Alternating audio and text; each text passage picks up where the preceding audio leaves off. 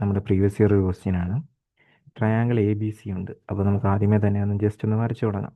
Triangle A B C ഉണ്ട്, അല്ലെങ്കിൽ ഒരു ട്രയാങ്കിൾ ഉണ്ട്. അതിൽ എ സിയുടെ മിഡ് പോയിന്റ് ആണ് ഡി. അപ്പം ഞാൻ എ സി താഴെ കൊടുക്കാമെന്ന് വിചാരിക്കുന്നു. അതായിരിക്കും കുറച്ചുകൂടി എനിക്ക് വരയ്ക്കാൻ എളുപ്പം. അപ്പം എ സിയുടെ മിഡ് പോയിന്റ് ആണ് ഡി. എ സിയുടെ മിഡ് പോയിന്റ് ആണ് ഡി. ദെൻ ഇ എന്ന് പറയുന്നത് എ ബിയിൽ ഒരു പോയിന്റ് ആണ്. ഇ എന്ന് പറയുന്നത് എന്താണ്?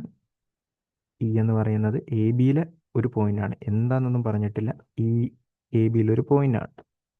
Such that E C bisect B D. ഇനി എന്ത് പറയുന്നുണ്ട്? ഇ സി എന്ന് പറയുന്ന ലൈൻ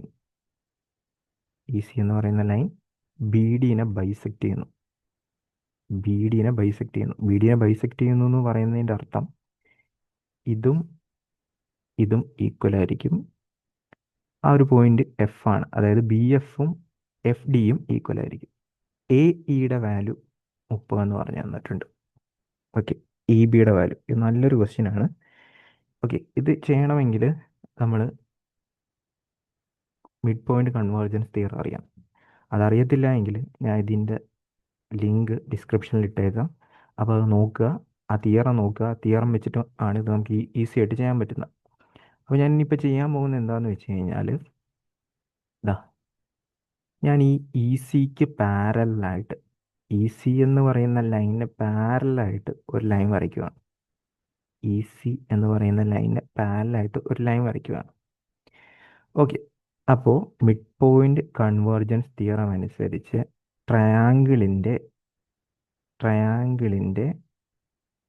ഒരു സൈഡിൻ്റെ മിഡ് പോയിന്റിൽ നിന്ന് ബേസിന് പാരലായിട്ട് ഒരു ലൈൻ വരച്ചാൽ അത് അപ്പുറത്തെ സൈഡിനെയും ഈക്വൽ ആയിട്ടായിരിക്കും ഡിവൈഡ് ചെയ്യുന്നത്. അതായത് ഞാൻ ഈ ഒരു പോയിന്റിൽ ഇതിപ്പോൾ എത്തിയല്ലോ.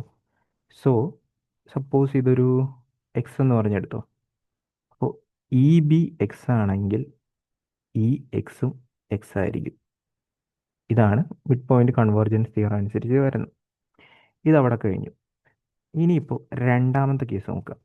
രണ്ടാമത്തെ കേസ് എന്ന് പറയുമ്പോഴത്തേക്ക് ഞാൻ അടുത്ത ട്രയാങ്കിൾ കൺസിഡർ ചെയ്യണം. അടുത്ത ട്രയാങ്കിൾ എന്ന് പറയുമ്പോൾ ഞാൻ ഇത് മൊത്തത്തിലാണ് കൺസിഡർ ചെയ്യുന്നത്. ഓക്കെ, ഇത് മൊത്തത്തിലാണ് ഞാൻ കൺസിഡർ ചെയ്യുന്നത്. ഈ താഴെ കിടക്കുന്ന ട്രയാങ്കിളാണ് കൺസിഡർ ചെയ്യുമ്പോൾ. ഇത് കൺസിഡർ ചെയ്യുമ്പോഴത്തേക്ക് വീണ്ടും ഡി എന്ന് പറയുന്ന മിഡ് പോയിന്റ് ആണ്. നമ്മൾ ഓൾറെഡി ഡി എക്സും ഇ സിയും പാരലായിട്ടാണ് വരച്ചത്.